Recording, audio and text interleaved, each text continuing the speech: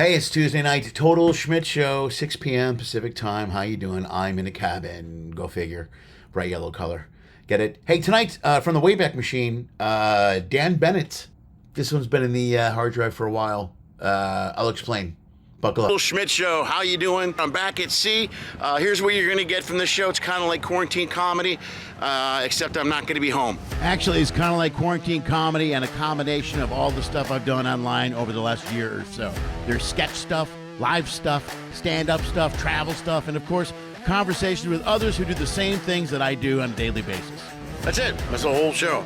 Then I'm going to record it all and put it on the intraweb. Sometimes. Usually late. Always late. Maybe. I don't know. And weekly? Nah, maybe. Sort of. Could be. Either way, sit back. I hope you enjoy whatever the hell it is I put together for this week on Total Schmidt Show. Hey everybody, how you doing? Lenny Schmidt's Total Schmidt Show. You know the drill. Look above my fingers. There should be some sort of social media information and YouTube thing. Do me a favor, follow the social media things. It really helps me out a lot. But most importantly, subscribe to the channel, like the video, do all that stuff. It helps me out. If you're watching for the first time, I talk to entertainers as I tour all over the world. We talk about touring all over the world and being entertainers. If you've seen the show before, you'll realize this one was recorded a while ago, and I apologize. I just recently was going through my hard drives, realized I missed an episode that I recorded over a year ago. This is a long time ago, but it's a very funny guy, really talented. Dan Bennett, comedian, juggler mainly, extraordinaire. And I wanted to get this episode up because he had a ton of insight about working on ships. He's been working forever. Dan Bennett's been a professional entertainer for, I think, 150 years. Ballpark, somewhere around there. No, he's been around a long time. He knows a lot. We talk about a lot of stuff behind the scenes, a lot of stuff about booking, a little bit during COVID, but a little bit about corporate parties, private parties, and a lot of stuff you guys don't know. Also, I don't know if you know this, but Total Schmidt Show is now available in podcast form. You can find us on all your favorite podcast platforms. Got your Spotify, the iTunes, all that stuff. Just look for Total Schmidt Show. We started last week with Russ Nagel's episode. And this episode will be up this week and many, many, many more. I'll even put up some of the older ones. Eventually, all the episodes will be in podcast form. And you can listen to them just, as a podcast. But for now, sit back, buckle up, and enjoy my conversation with Dan Bennett that we recorded back in 1962-ish. Close. Right. And you've been working the ship longer than anyone I've interviewed yet on the ships. Yep. So I've been working ships a long time. I mean, it's not like I did them. Well, we'll talk about that. I want to go, but I know people that have been doing this since the late '80s. The people that were I'll give you a couple heads up. Guys like Greg Otto, Paul Boland, they got in. I know Paul Boland got in right when you could still go direct. He's the luckiest son of a bitch. What do you mean go direct? He just. Royal Caribbean used to just, I would say early 90s, maybe it was late 80s when they stopped it, but it's just a little before my time. You could just get an agent, and the cruise line liked you. Somehow they got a hold of you, and they knew someone in the office. They would just call you direct. They book every year. You get like the best choice of the slot. Hey, what do you want? And no agent fee, so they're making more, right. And they get that. They're just in, and you cannot do that anymore. Nobody can go direct anymore. Right. I mean, there might be a precious few that will never talk about it. Right. That somehow are the great niece of someone in the office and they just cut them a side deal. But as a matter of policy, you cannot go on a cruise ship as an entertainer without an agent. They just don't do that anymore. They don't want to deal with crybaby acts. The agent does all that crap. Right. But there's a precious few guys who have grandfathered in. Sure. And it's Paul Boland, in my opinion, good friend, good guy, has just the sweetest gig ever. Yeah. He gets nothing will affect. He's immune to the ups and downs of this industry. It's just immune. Right. Yeah. He has the inside of the inside of the inside. When they're booking the years, hey, Paul, we're booking. What do you want? And he doesn't go through an agent. So just saves commission. He gets the cream of the crop, gets what he wants. Yeah. It's just those guys like that get the same weeks every year. Oh yeah, they're like, I know Paul's gonna want. Oh, Paul's gonna want spring. He wants for his sure. home port. Get him out of L. Yeah. It's just he's a great guy. I can't. Everybody gets the little blessings. I've had my share. Yeah. In fact, we'll talk about little things that I got lucky with over the years. A thing I put together 20 years ago, I got really cool.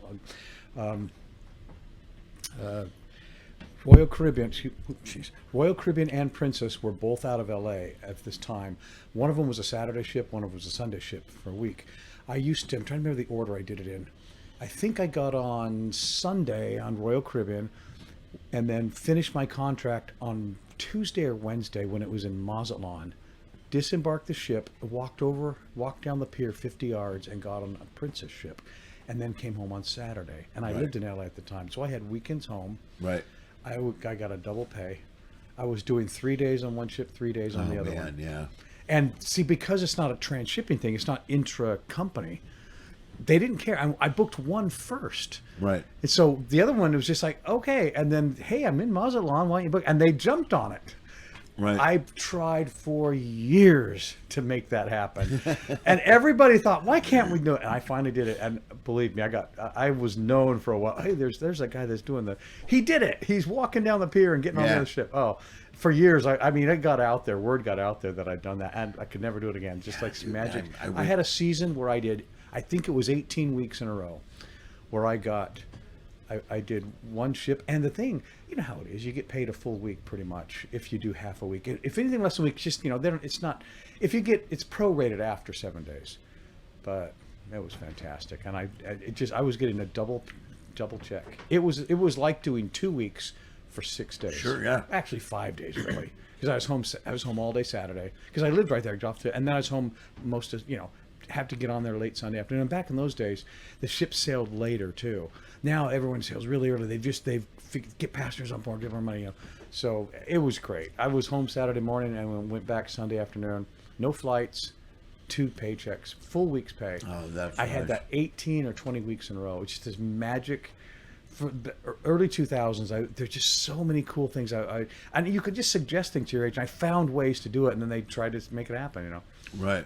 And I go, God, those were the days. Yeah, that's cool. That's back when you just showed up. Right. I just finally had it work once. Great. Anyway. I missed all that stuff. I came in late. You know what I mean? Yeah. Now there's so many more rules and structures and things. It's unbelievable. Yeah. But I missed that. That time had to be a cool time to be working on ships. You know what I mean? Yeah. And even there, it's your home port too. Oh, it was. I knew I should be great for it, and I was. But you don't know how good it was until a few years later when you have like a really weird year. The bookings don't happen the right way. Right. I had work. Don't get me wrong, but it was this weird stuff. You wouldn't get them 4 months out. You just get this weird month ahead of time. But I was always good until about you had a couple years that were bad. That just funny, but. I go, man, if I could ever get back to that. From 2000, I want to say 2001 or 2002 to about 2005, I just had the sweet spot. Right. Like, Princess Cruise Lines used to fly me into San Francisco or San Diego, and I would sail 2 days to San Francisco and get off. And what they do is they give you a pre-letter. So technically that's a violation of the Jones Act, Right. But but if entertainers could do it if you told them. There's so many things. I still don't quite understand that whole weird rule. The Jones Act, the whole. Yeah, well, they're going through that crap, especially with COVID. Oh. Because when Canada shut down, Canada wouldn't let us hit Vancouver or BC. Right. So this cruise, actually, the Alaskan cruise, this one was a whole issue. Yeah. Yeah. Oh, they canceled everything, and then I kept hearing rumors. Hey, the governors of Washington and Alaska. Yeah. And then you see the beautiful thing. Not to get political, but that's a blue state and a red state. Right. And there's a weird stuff we don't need to get into about fighting with states' rights and anything. But once Washington, they're losing revenue, and they're a big they're like Biden's best friend. Yeah. And Alaska, not so much. Right. So there was a little, and I wanted to get into it, but you could feel the little bit of thing, but once it became a bipartisan thing, it was like, okay, let's just bypass the stupid Jones Act. Now, technically, it wasn't the Jones Act. There's this other weird sub-provision. There's a variation of the Jones Act. And I don't quite, I couldn't quote one that's for, there's one that's for, one for this freight and one that's for passengers. Yes. And that's where it gets weird. You know what I mean? And they just wrote a bill. See, Congress, they just said, let's just salvage the season. And the Jones Act, if we're going to explain it, it basically is you can't get on a ship in a U.S. port, leave, and come back into another U.S. port without hitting a foreign court. Right. And so that's basically the way. Yes. That's the basics of the Jones Act. My understanding is it had to do with, 120 or whenever they signed that thing. Freight, and there's union bosses got involved. It had to do with protecting, but I do not believe it was ever meant for passenger cruises. Although that was later invention. Passenger cruise was not a big thing 100 years ago. I don't know why it ever became a thing for passenger cruises. Well, it made no sense. As far as I know, I've asked customs officials that in Alaska. I've always pulled them aside. The guys I've been friendly with over there. I say, what is up with this thing? And my eyes glaze over when they explain it. But as near as I can tell, they kind of just say, hey, this applies to us. And there's a lot of bureaucrats that sit around and they go, hey, this applies to cruise passengers. I'm cynical. I just believe there's people saying, hey, we can do this, so we can, and nobody objects to it. Right. Agencies just literally have the force of law without it actually being signed law. Right. And it needs to be challenged. And I wish Congress could grow a pair and say, what are we doing? Right. Can we just eliminate this thing? Carve it out. Carve it out there's too many states. Texas, Florida, and Washington and California are the big cruise states. Right. And here, make it bipartisan. Just avoid all politics.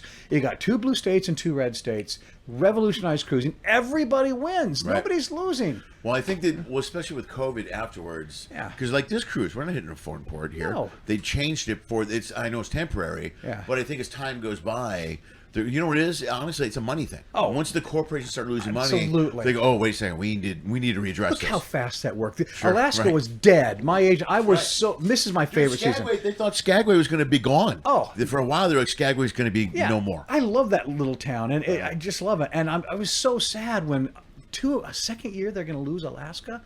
Well, 2020 was they kept slow walking. It was a slow death. I had dates, and everybody thought, oh, it's going to get back next month. Remember that? You get that month to month, and then nobody. Alaska was hanging on. I remember they canceled then it was the whole dead. Thing. Yeah. And then the next year, oh, surely this is going to work out. Because they only have, a 5-month window, right? Yeah, they have about a 5-month season. Yeah. It's grown over. It used to be a 4-month. It's turned into late April to early October now with the years. They figured out, we can extend this, and it's I love it. People will come on here. They don't care. Oh, yeah. And then and it was dead. And my agent says, no, Dan, I'm sorry. I was so bummed. And then I started reading stuff in the news. I'm going, holy cow. They are talking about signing. And then it passed Congress. And then it got blocked. Then there was I don't understand this fight, but I know that there was this big thing about whether or not you can absolutely require vaccinations. It was Florida was fighting, and then a judge said the CDC couldn't rule this, and then that was overturned, and there was this thing, and then every cruise line, it got weird, and somehow everybody kind of was just. Most people are if you're gonna go on a cruise, they want to feel safe. They're gonna get vaccinated, right? But there was still some rest, but it worked out, and then we got half a season. Right. And I thought, and I was pining to come up here. Yeah. And now I know there wasn't any serious problems, but I got this because of some kind of COVID issues. But I'm so happy to come up here. Yeah. I got my sea legs back. Yeah. I hadn't done a real cruise ship show for a year and a half. And it's been a year and a half for everybody. I did little church. I did drive-by gigs for $200, $300 here. And I'm having to edit, doing PG shows. I'm going, but, I like to just unwind it and slap the crap out of the audience and be a little bit flip, Right. And I'm not going to be able to do this. And I finally got to do effectively 2 weeks here. Right. I got to do my set 4 times, the main set. And by the second time doing it, I said, oh, it's coming back fast. So I'm so happy. Yeah. Yeah, it was still 18 months of not working. Like we said, it's kind of like riding a bike, but it takes you 2 or 3 before you go. You can't. You're missing stuff. I'm going. Yeah. I used to be able to cap this big laugh. This was a big moment. What did I used to do right here? Yeah. And then by the second set, I'm going. It just didn't back. My show was like 7 minutes longer, and I did effectively the same material because I had all these little bridges, these little side jokes, these little that I just completely little throwaways. You know what I mean? Completely forgot about. Yeah. Yeah. Yeah, but then once you start getting back in, they start some click in your head. Yeah. You know what I mean? And I keep a lot of notes and stuff, so I'm looking at notes, and I'll do a bit. There's a couple of bits where I sat around. There's one bit. I had to download my album. How did this bit go? And I'm Download your album. I have my own album. Funny. I'm listening. I'm sitting there listening. Okay, oh, that's right. Oh, that's right. Oh, that's right. Yeah, it was the only way to get it. But then the more you learn, the more it sparks more stuff. Yeah. I had a guest last week, between shows. This is hilarious. He goes, I saw you like 15 years ago, and I was so waiting for that little bit you do, and he reminded me of a little, and I go, oh my God. That's the best. And I put it in the second show because a guy reminded me of my own stuff because I was trying to remember. Dude, that's the best. Isn't that hilarious? When are you going to do that bit? I know. Oh, I forgot about that. You know what it was? A little bit of background. I used to be I was a serious mathematician for a while. I was going to be a professor. I was all but a dissertation for a PhD. Yeah, you blur out some stuff on stage sometimes. I do these throwaways. Heady. And this guy was a mathematician that met me after my first show. I didn't know he was a mathematician when I met him. He said he saw me years ago. And he goes, oh, I love that weird thing. Remember you do that little twisted backhanded reference? And I go, oh my God, you're right. And it was something like this. I used to do this line about, I taught mathematics. And I was, what's great about it is I mess with my family. I have 4 half brothers. But when you reduce the fraction, there's only 2 of them. Right. And he thought that was so stupid and funny. And I forgot about that dumb joke, just a throwaway. And I go, oh, thank you. That's very funny. And I can't believe I forgot that. That's the so best. I put it in the next show. Well, dude, it's a different mindset for you to do that. I don't know if it helps you as far as juggling, but you did the song stuff in the second show last night, which I'm like, I could never do that. Oh, that's fun stuff. I love that. And it's the perfect way.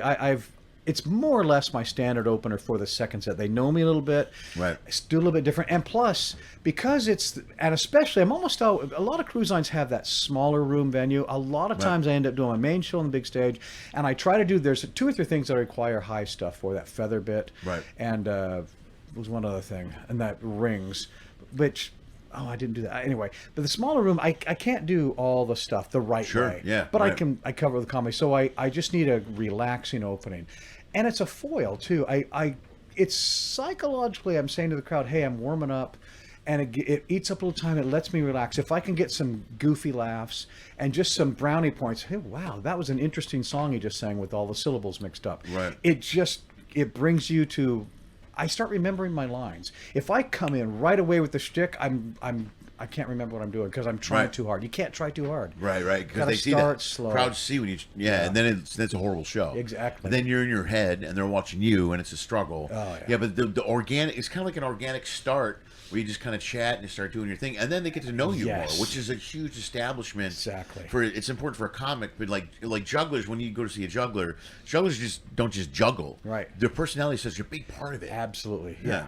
And if you're all about I learned years ago, I watch the comedians all the time. I learned a lot from them. Yeah.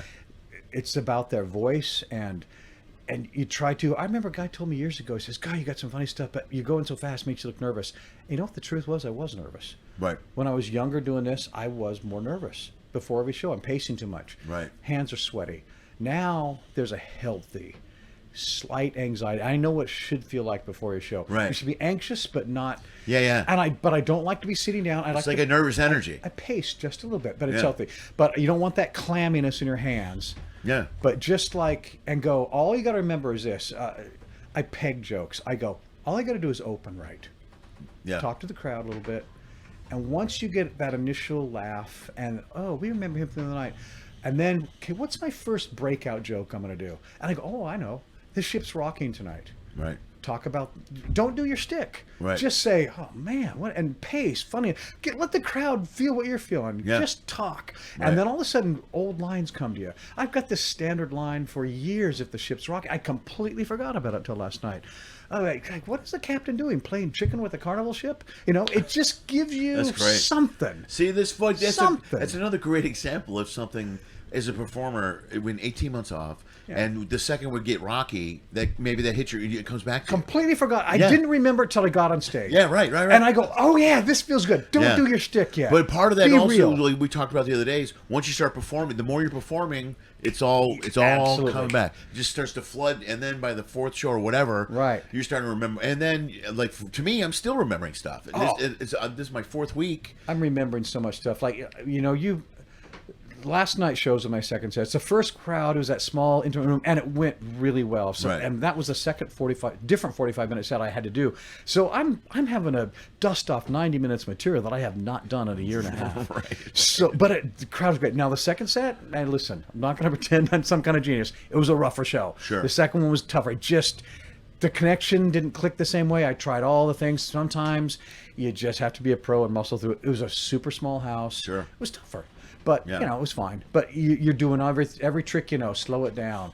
But the big jokes are good when they just didn't have the life. You go, oh, okay. Right. I hate that feeling.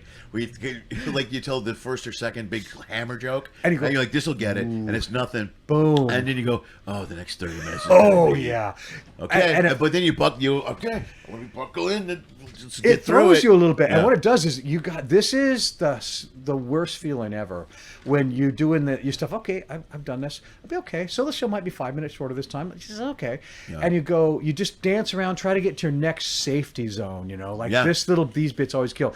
And it doesn't. And you go, And then all of a sudden you start searching and you literally start losing your bridges.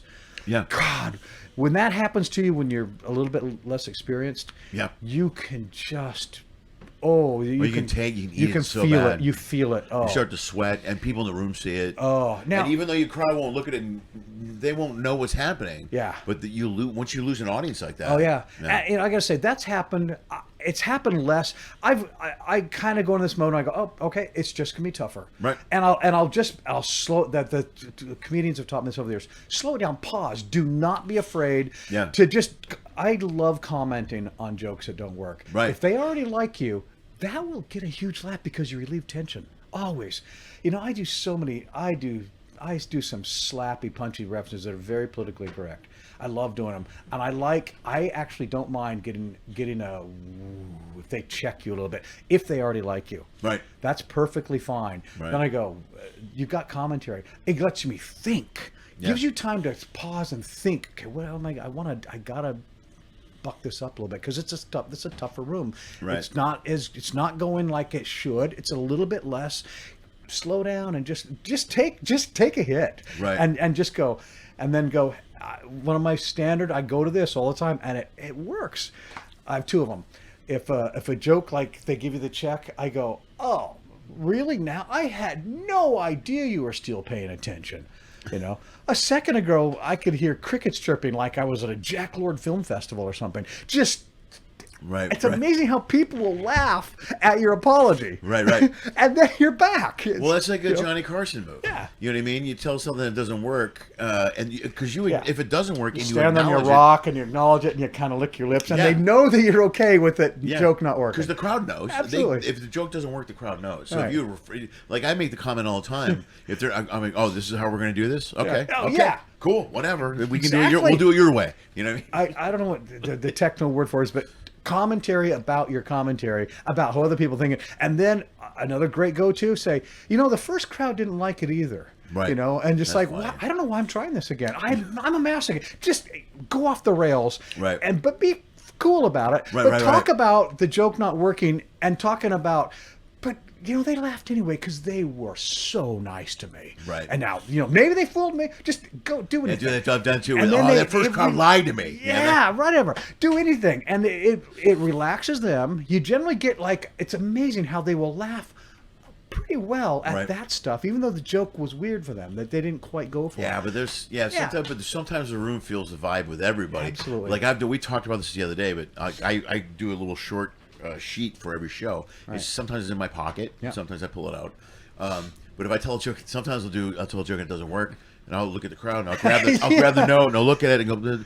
I go, no, I did it right, guys. Do your part. You guys got to do your part. Exactly. It says right here. Then As if they're Anna part of said the this. script. Yeah, I Yeah, did it. I that's nailed hilarious. it. So you guys need to do your Right. part. So So I like to throw it back on them without being angry. Yes. Because you can't go, what's wrong with you people? Right. You got to make more fun of it. Exactly. And then they're kind of in on the joke. I guess he's right. He's not so, you know what I mean? But once in a while, like this happened last night, as a matter of fact, I was just kind of like, just power through. This is not going to be one of those shows where you just stick to your script and do what you know works. Don't try to do crazy weird asides, because you know what? There's that little voice in you. I've learned to trust it. When you're just cruising, when you're floating through the crowd, when everything you do is gold, every door you open, they follow. Right. You know you can do that. Listen to that voice, because there's times when when that voice is saying, just slow it down, be confident, do your big stuff. But you ever do this? You start down one of the weird roads that you know works in like the crazy good shows. Right. And you can feel it. You start into like a bit that's a little edgy. They're not ready for. And you go, what? I'm violating my rule. You're going down this path, and this joke only works after this first punch works. And you're going for the going for the coup de grace. What am I doing? Yeah, and you can hear you're trying to pull the words back in. And you go, oh, this is going to get a big. This is not going to work. And you can feel it not working. Right. I don't do that mistake as much, but I still do it occasionally. You go, what am I doing? Why am I going down this road when the first joke didn't work? This is only a secondary. It's literally like if you're on a train and things are going well, and you go, let's try this rail over here, and you literally go off the rails, and you're like, well, why would I do that? Why would I do that? Things are going so well here. Right. Why would I go over here? Yeah, it's like this. You're making Pop-Tarts in the morning, and you're going, God, you know what? What a great hand warmer. And in a freaky show, you can stick your hand in the toaster and then pull it out. Oh, my God. And the people laugh. And then what do you do? The first one doesn't work. You got a burned hand. Yeah. And then what do? Maybe this side won't be so bad. Yeah. And you do it anyway. What is that? I've done that before. You're going, now I can't juggle. I just stepped on I just literally sabotaged the next routine because I thought, I've done this joke a million times. It only works if the first bit works. Right. Yeah. Yeah. And when you're nervous, you go for, I got a big mistake. Well, you throw out a feeler, and if they laugh, you go, oh, cool. I just bought 8 more jokes. Yeah. You know what I mean? Absolutely. I can do this. Yeah. Absolutely. And that's what my first set last night, I got I bought so much credit when the first part worked. Right. And then I could relax and float through. Right. Second show, the first ones didn't work. Almost none of them did. So I go, just move on. Right. And it was fine. Yeah, they didn't know what they meant. It was fine. Right. Just not, you walked off, it wasn't like it's supposed to. But when you got stuff that's punchy, that relies on the next thing, and I just needed a bigger house. It's easier with a bigger house. Yeah. Plus on a ship, it's a lot of people, you had a lot of people from other countries in there. Oh, you know what I mean? And you got to get that a lot from we were talking about. Like if you go to a play or a comedian, you got to be able to. You got to know English really well. Yeah. So on a ship, you'll get a crowd. I think a lot of times, right, where there's people in there that don't speak a ton of English. Oh yeah. Well, the whole to my right, it was all French. They were walking in. I heard them speaking French. They all sat together. Right. They were actually eating escargot during my show. I'm going, nothing's going to work with them. And there were some nice Japanese ladies on the second row. They were cute as hell, laughing. I don't think they understood what I was saying, but they were, I would say, they were just waving. And it was luckily a few of the entertainers came. And I had a very small, little dedicated group. Yeah. This helps in a way. There was this nice couple that went to both shows last night. Right on. And one little bit that I tried to do, it was just a bit, is I found 8 or 10 jokes that I didn't do the first show. And every time I got a big laugh with that, I go, hey, I didn't do that the first show. You guys are getting boned. I had to find something, because they were polite, and they were really trying to help seed the show. Sure. So I tried to play for them, So, well, it's cool in a small room like that. You have you have a go-to. You have a couple like that's a perfect example. Yeah. You know what I mean? And then you build a rapport with them. Right. And you're just going back and forth. And then you get through it together. Right. Now, I don't know what footage you're going to show. You taped it. It's like I'm going, you probably got all these empty seats in the back of one guy's head, and you're not hearing laughter, but you're probably seeing this. That's laughter. It's the silent laughter, Yeah. And it was, it's like, oh, yeah. What is it? Is it just the luck? It's a classic entertainer joke. Somebody sees you on the ship. They go, great show. And you got to know which one they saw. Yeah, you're like, which one? Oh, you just got to know. It's such a paranoid thing we do. Right. I know. Should you see the first one? one? No, it doesn't. Yeah, you're like, whatever. And I also do the thing, too, because I taped a bunch of shows this week. Even for me, I taped my sets. Right. And my 2 favorite shows on this whole run run, I didn't tape. I literally taped 20 shows, yeah. and there's only 2. I'm like, why wouldn't I tape that show? But I think it's got to be a mental thing at this point. You know what I mean? Yep. I missed I remember the old days when you would make a VHS tape to send people. Oh yeah. And you were like, and you had everything invested in one show. You're like, this has got to go well. You know what I mean? Yeah. Okay. This is the truest thing I've ever heard. It is impossible to tape a show and have it be the end-all promo. The only thing you can do, the best promos I've seen are the ones where they just catch 30 seconds from this show, and then they interview someone coming out, it's a celebrity, and you get an endorsement, and it's all this marquee, it's all credit. Sure. But very little of it is actual footage of the show. Because I'm telling you, I've taped so many shows, and I was convinced every nuance was captured. Nope. The cam and the mic will never pick up the energy that was there. Ever. Right. You get, right in the middle, boom, the blender turns on at the bar, and the guy back, and you just isn't, and he doesn't do the close-up the right way, and you just look like another goofball on stage. Okay, it's watchable, but it's not nearly what you thought it was on stage. Never, ever works. Well, I did a dry bar comedy thing earlier this year. It's supposed to be out in a couple of months, and I remember we did 2 shows. Yeah. And the first show, I stuttered during the closer, and I'm like, I was so mad. I'm like, son of a. So I did the closer in the second show, but I liked the first show better. So I go, we did editing afterwards. I go, look, is there any way you can take just this one line from this show? And sometimes they can do it. Like with my last couple albums, they're so precise they can pull a line out and cut it and edit it. I just don't know if they can pull it off. But I literally was like, it's like, and then I walked into the zoo, and it kills the rhythm of the bit. It kills the whole thing. Yeah. It's a big fucking bam, bam, bam, good night. And this is bam. Bam. You're so mad. Yeah. And when it happens to your head, you're like, oh, I can't believe it. What the hell was it? Oh, yeah. Classic faux pas have happened to me. You know, I introduced myself in the first show.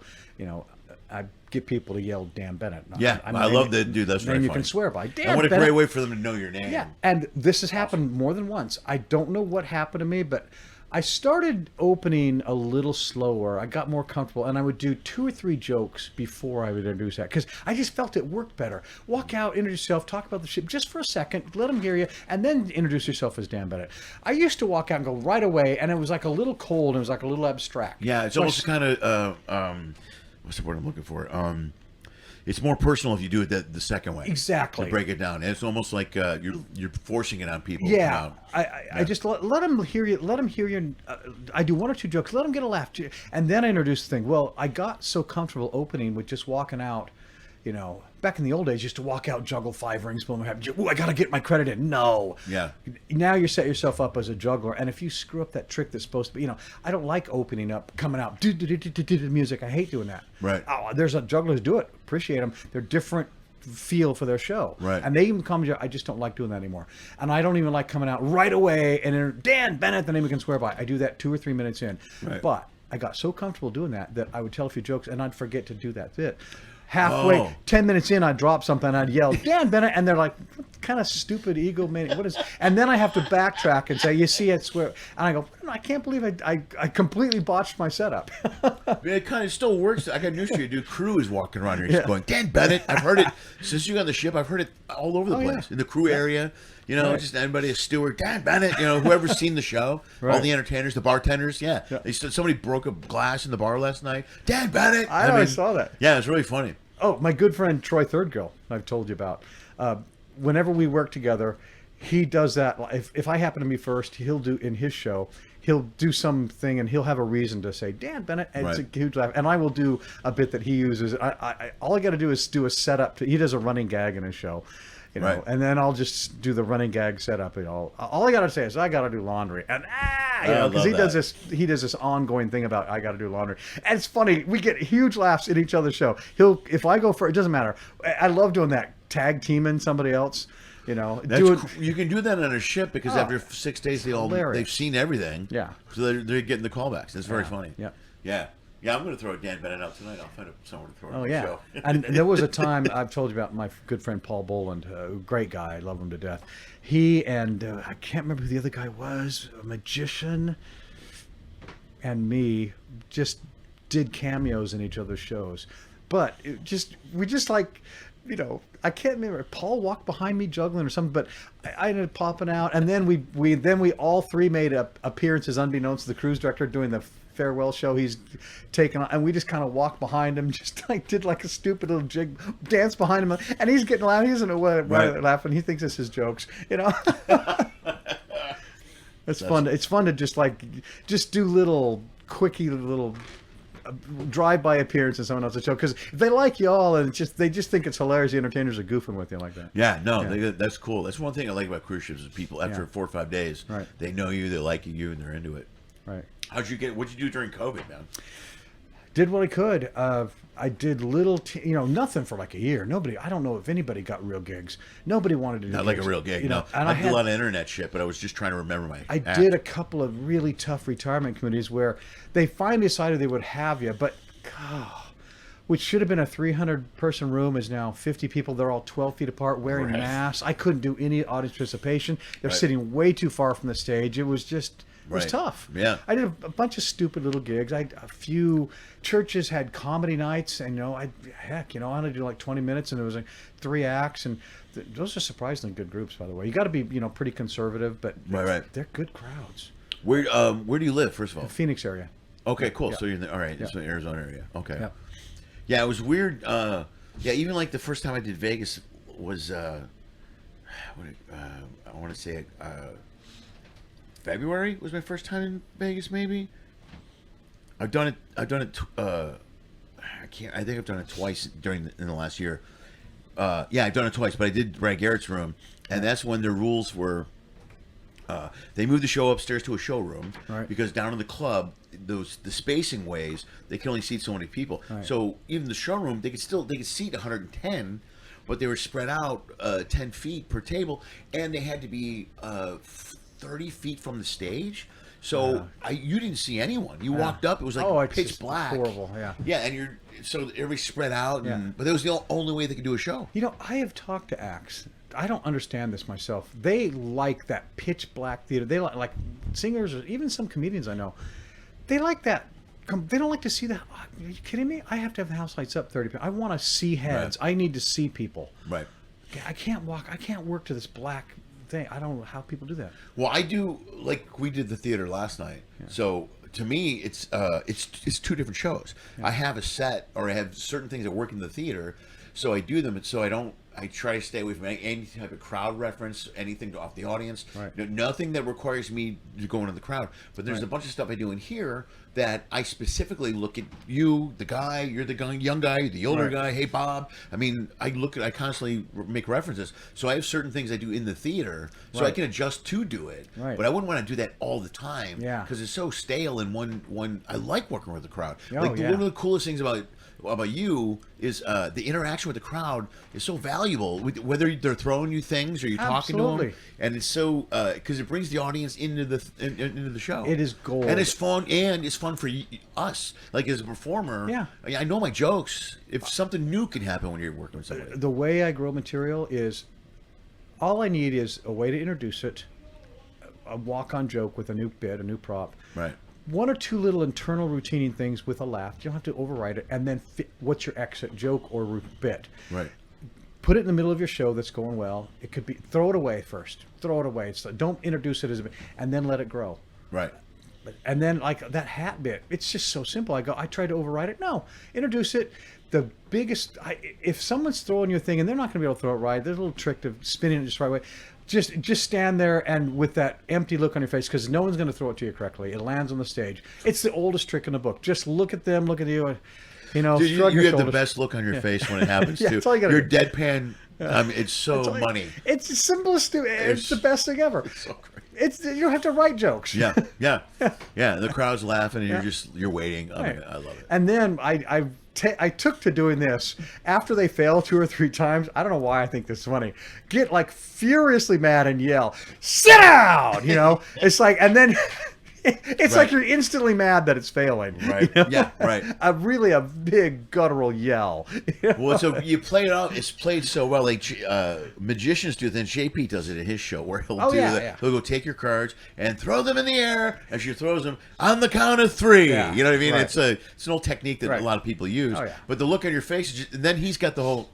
Yep. He's picking up the cards. He's great. This is awesome. And he even brings the guy from the backstage. He talks And to that him. girl he had. Well, she must have said no like 5 times. Oh, she was great. Oh, yeah, she's she was just really like good. so embarrassed. Like she doesn't want to do anything provocative. But it's such it's so like because I can refer to the crowd, but if they're not working, I pull away from them. But you're so sometimes when you bring somebody in like the hat thing, you're depending on that guy. Absolutely. One of the funniest in the theater the other day when you told that guy to get up and walk around and pick up the thing, and then you told him, look, you said that was the alpha male, and you just did what I said. Yeah, and yeah. He jumps right up like you were his father. Exactly. He's like, I know. It was the best ever. Sometimes you know when you're in control, you can feel it. Right. You can just direct people. Other times, you don't have it, and you can't push it too hard. There's times when a guy just. You say, sir, like, no, I don't. And it's okay, you move. But usually you can coax them and no, but sometimes they're mean about it. And if you push it the wrong way, it tanks you. You got to just let that be, you know. Sometimes they're just not going to cooperate and get someone else or just move on, have an out. But if you push, you know, I can't remember who it was a couple years ago. One of those, what are those called? Those Second City groups that was on board? Improv groups. They used to do Second City on here. There was one that I saw. They committed. I mean, they committed to a bit where an audience member had to do something. They would not let it go. Right. And it got uncomfortable because this guy would not. I think that's part of the reason they're not on the. I mean, the improv is tough. And it's tough. Now, I personally think they could have salvaged it. You got to know when this is not going to work. Move to a different guy. They would not get off of this guy. Right.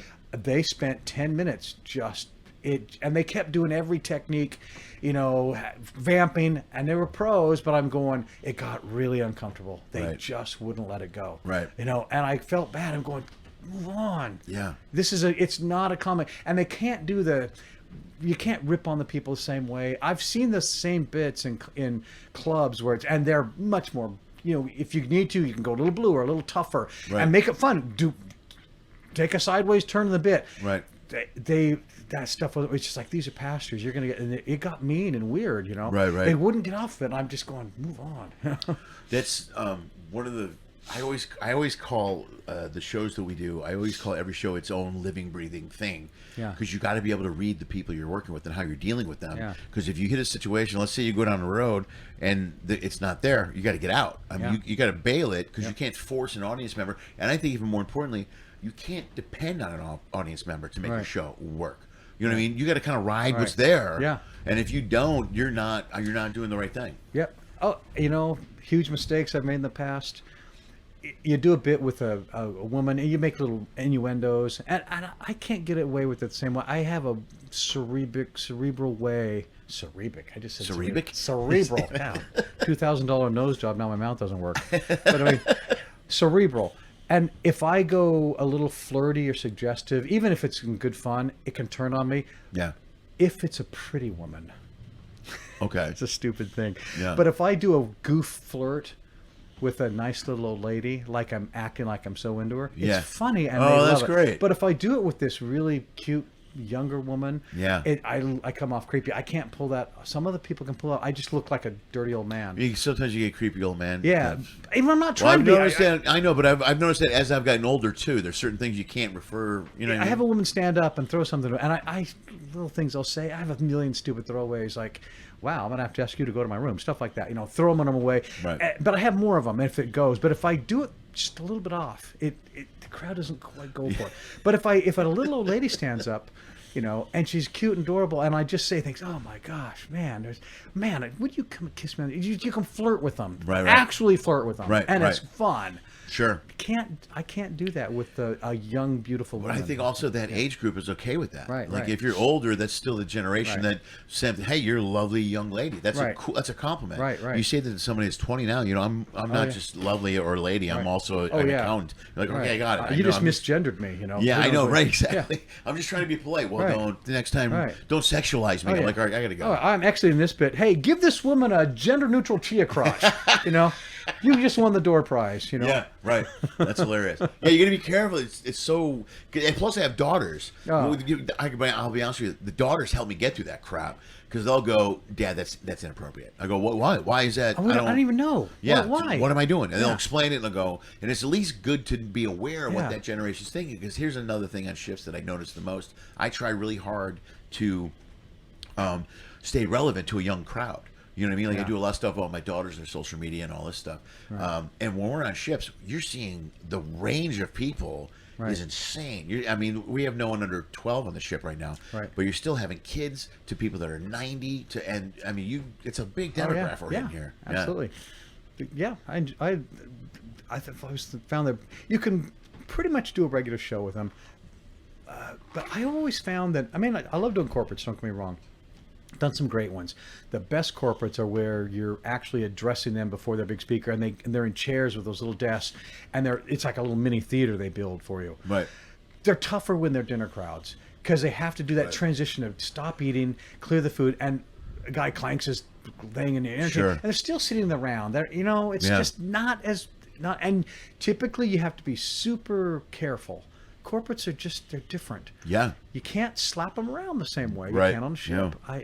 Yeah, you gotta be uber careful. It's great money, and I almost always think most corporates, they want you to do, I hate it when they say, well, we want you to do an hour. And you don't know how to tell them. That's way too long after dinner. For a At the end of the corporate, day, nobody wants there's to an see that open hour. bar. Right. Half the people leave. What you really want, but they don't know it, you need to say, really 30 to 45, and if they're great, you go 45. If you go more, I mean, you can do more than 45, but almost always, it's just an hour and 15 minutes gets condensed into 45. Your material doesn't last so long. Right. The laughs don't breathe. You can't do certain references. It's a mixed company. Sure. Oh my God, he just did a reference. We just had a seminar about that. Is that a microaggression? You don't know what you're saying, you know? Right. Yeah, you got to be uber careful with the corporates. What I do normally when I don't do many because I don't like them. Yeah. So I charge a lot of money for them. Yeah. And I charge per the 15 minutes. So I Yeah. go, every 15 minutes I'm going to charge you whatever this is. And then I go, and if they say yes, I'm like, shit. Yeah. No, you're like, I gotta do the gig. Like the money's great, but I'm like, Right. oh, it's gonna be miserable because there's so many things. And I also get I like to get information before, so I'm like, whatever I can work into the place. Right. And every single time I've done these corporates, man, somebody goes, hey, you gotta make fun of Bob in accounting, and then you make fun of Bob in accounting, and they're like, you really shouldn't have made fun of Bob. And you're like, Right. I did it during COVID. I was doing a COVID corporate. Right. And I was bagging on this guy, and all every corporate COVID corporate Zoom I did during COVID, I could get messages from whoever booked the gig, and I got one was stop making fun of so and so because he's getting angry. I'm like, I wasn't being mean, you know. It's just like, hey, you know, at least we're not Tommy, you know, and Right. something like that. But every time they always want you to make fun of somebody, then you do, and then they're mad, and Yeah. you're like, well. You know what crowds I find increasingly irritating and downright hostile and weird? What? College students. Oh wow! I haven't done college in a long time. Yeah. I had used to many years ago, and they were fine. I did one a couple years ago. Yeah. Every word's a trigger. Right. Yeah. You do a marriage joke. You're setting up the joke in the word marriage, and like a bunch of people in the front row. I just can't believe how difficult. Nothing's funny to them. Well, the judging on it is intense. There was a story. There's a couple of comics. There's a story I read about a guy. They turned his mic off halfway through his show. I wish I could remember the joke he did. It was funny. It was about being gay and being Indian, and he's gay and an Indian. Oh yeah. Right. So and they were like, "Well, we're offended." He's like, "Well, it's my life. I'm not just making it up to make fun of you or whatever." Right. And it was an accurate joke, and they literally cut his mic off. And the woman came out and said, "Okay, that's it for the show." He's like, "Are you serious? That's it? We're done?" So yeah, there was Chris Rock. Oh, and yeah. someone else had this big thing about Jerry Seinfeld said the has. same So thing. is Jay There's Leno. a huge article that came out. And they said college crowds are the worst. They're the worst. Everything is. You're right. Everything is a trigger, and they're constantly looking for something But to go. individually, Oh, that's wrong. if those college students were in small groups with their parents on the ship, they'll love you. They're great. But when they're with it's like it's like if you're performing, you know, you're doing like some slappy material, and if it's like a church social, okay, I get it. The venue's different, but individually, they're looking around like, oh, we can't do that. But if individually, it's not like you're being offensive. jokes that they will laugh at by themselves, they're not going to laugh at in front of their peers. Sure. Yeah, because it's still peer pressure. Right. You know, it's like a bunch of kids sitting around. Yeah. All right, let's go. Do you have any social media tags or website? What do you? DanBennett.com. Okay. And there's just like some little clips on there. Is it? How do you spell it? Bennett. Bennett. Got it. Yep. And there's like kind of a sanitized corporate thing, because I made it. The website's just as a quick in and out, view some kind of thing. Because I get some fair amount of work from that, and then it's what the agencies want you to register with. I really am working on a new, complete different thing where. Just like I've been doing a few of these house parties recently, where literally I got hired to do like comedy at like someone's house, like 20 people. That's going to be a hell gig. Yeah, they were great. Yeah, I've heard about and this, especially dude. If they're not like, hey, it's my grandfather's 60th birthday. We want to, they want like this totally. They said no, kind of just be slappy. Don't be gross and weird, but just let it loose. Right. Those are fun. Yeah. I don't know what it is about 20 people in someone's living room. And the trick to those is you start the show without starting the show. That's the biggest trick I've learned. Yeah. You go in and you set up stuff and you say, there's no real official start. You're doing your own open and say, just do whatever. And say, yeah, I'm going to do the show in a minute, and just do a few weird jokes with a few people and say, God, this is going to be, the guys are going to be great when I start. You end up doing like a pre-show, and then the show just evolves into the show. Right. I did a few of those last couple of months. I can't believe how fun they were. So I'm working on another website or another page or another advertisement flyer that's going to advertise a little more of the punchy, like comedy juggler, but even more emphasizing the comedy aspect, where it's almost all stand-up, and I don't want to say adult, but it's it's mature. It's PNC. You don't want a 12-year-old there. Very suggestive, but clever. Yeah. Clever, funny, punch in the face references. Right. But fast and moving it. And I've done a few of those, and they are fun. Right. So I need to completely redo some of my advertising, because I've got like your standard stuff. Right. But I've got so many versions of me now. Right. So Dude, right on. Okay, we got Instagram or Facebook or anything else where people can find you? I'm not on Instagram. Facebook, just Daniel Bennett. Okay. And I tried to get Dan Bennett, because you want your name in there, and it's Somebody had it. There's a million Dan There's Bennetts. Probably 35 Daniel Bennetts. You just got to find the one where you went to UCLA, a math professor, former calculus teacher. There's a few other things on there. Right. And I can't remember all that's on there. Different places I've worked. I put the cruise ship references and Right. Because if somebody meets you, they want to be able to differentiate. Because if you punch in, I've Googled my name before, and I eventually, one of them's me, but there's some guy named Daniel Bennett who's like, there's like several of me, Sure. That like, what the hell is that? There's a guy named Daniel Dennett with a D, who's like just this madcap posting. He writes all these crazy articles, and he just gets he's like controversial, and I go, people think that's me sometimes. I go, no. Right. No, it's not. You're still watching? That's amazing. Nobody does that. Nobody, but you did. That means you want more. Pick one of these clips. Go for it. I dare you. Hey, also follow one of those social media thingies.